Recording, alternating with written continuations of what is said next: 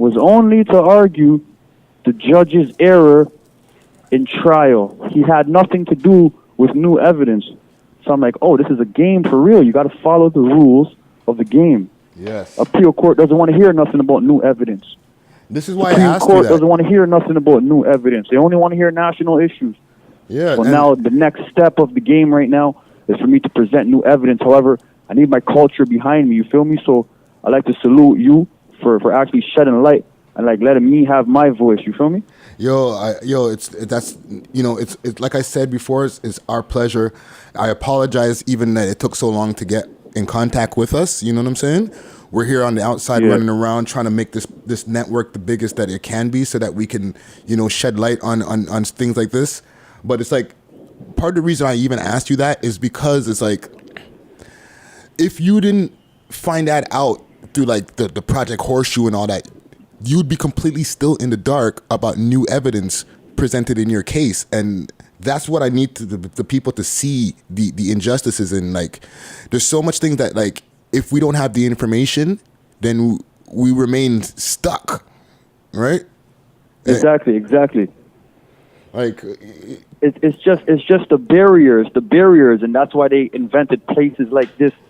So the communication is very vague. You know what I'm saying? So I know there's a lot of people out there that's just like lost in the dark. Like, yo, what's going on with Ammo? We always hear something about these rap lyrics. Some people don't even know I'm in the penitentiary or how long I've been in the penitentiary. They just hear my music and like saying like, yeah, he's nice. Like, yo, where is he at? How come he's not freeing up? Like, he's saying he's innocent, or we're hearing about there is some miscarriage of justice in his trial. But then again, a lot of people don't really want to get involved in it like that because you have to remember there's a victim here and the victim's family and then politics. Facts. But I'm telling everybody right now, I'm an innocent man, and there is a whole lot of miscarriages of justice in my trial. And if everybody's supposed to have a fair trial, and if they have the facts that they need to convict me, then why they keep on playing unfair? Every card that they told me that I had to play to go to the next level of the game, I had that card and more.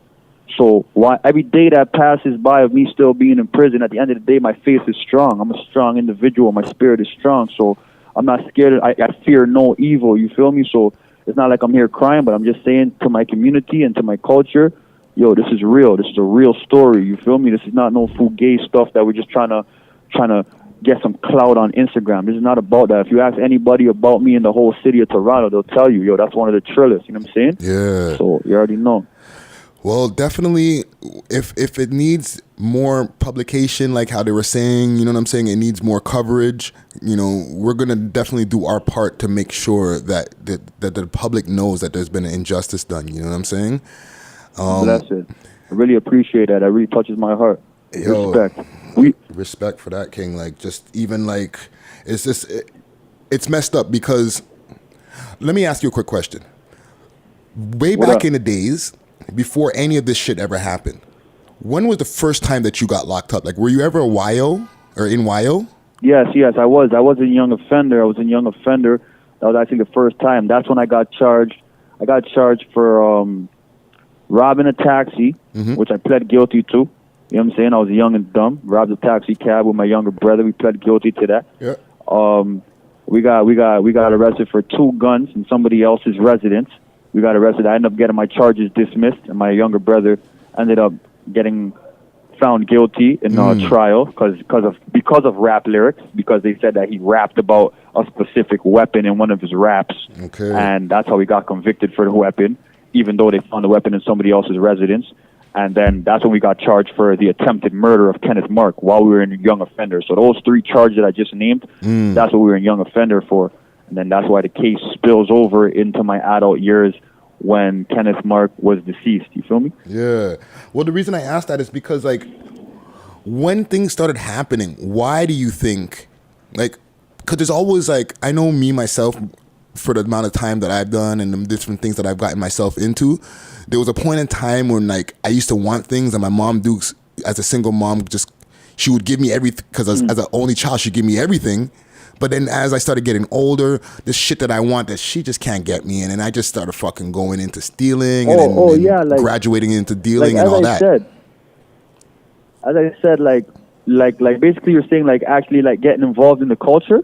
Yeah, like there's always a point in time when we start getting into doing crime, and then we get stuck because we get locked up the one Yeah, time, like and then that's it becomes a cycle.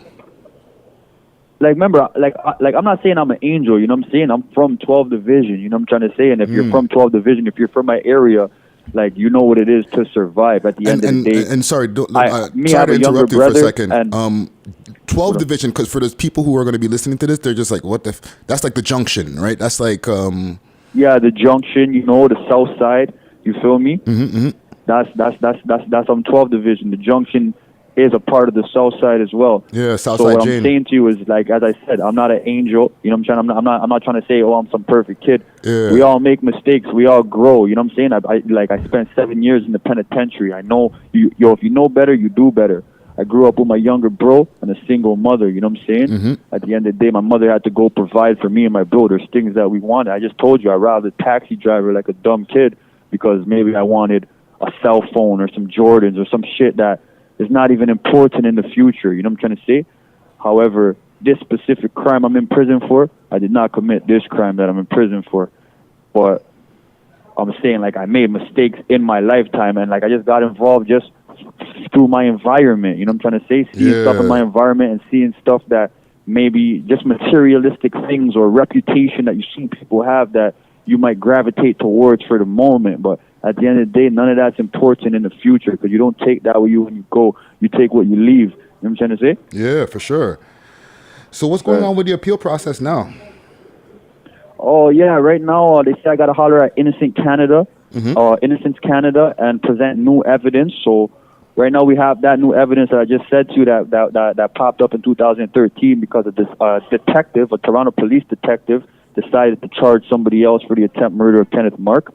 And he must have adopted the notion that Kenneth Mark must have not been fully honest with the court system because he decided to charge somebody else. So we have to present this new evidence, and there's possibly a next new evidence. So I'm working on that with my team, and we're just like talking to lawyers and just promoting the story for the community to see that miscarriages of justice, multiple miscarriages of justice occurred in my case. And yeah, like that's basically what we're doing right now. We're just promoting it and gathering up new evidence to present for the Minister of Justice.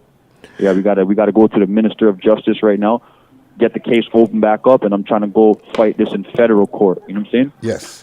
You got a same lawyer or a new lawyer? Pardon me? Same lawyer or a new lawyer? No, actually, well, the lawyer I just had was James Lacare. He's actually the lead counsel for Innocence Canada, you feel me? But okay. I'm talking to multiple different lawyers to get their take on what's going on with this new evidence and stuff, and how much new evidence we need, and who needs to get interviewed, and this, that, and the third. You get me? Yeah.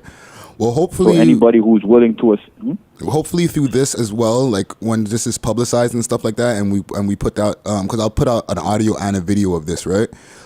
When this starts going out, hopefully the different lawyers and stuff like that who catch wind of our show, or the people who peep our show on a regular, maybe some of those people can step forward and be like, yo, we can help you with that. You know what I'm saying? Or you can get a pro bono case, exactly. Or, you know what I mean? Something.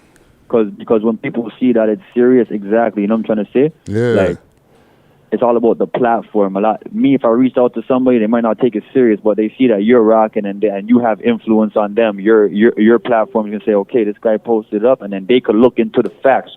At the end of the day, I'm just talking facts. Yeah. You know what I'm saying? So you could look into the facts for yourself and say, hey, yo, this kid's really telling the truth. You know what I'm saying? So that's what it is.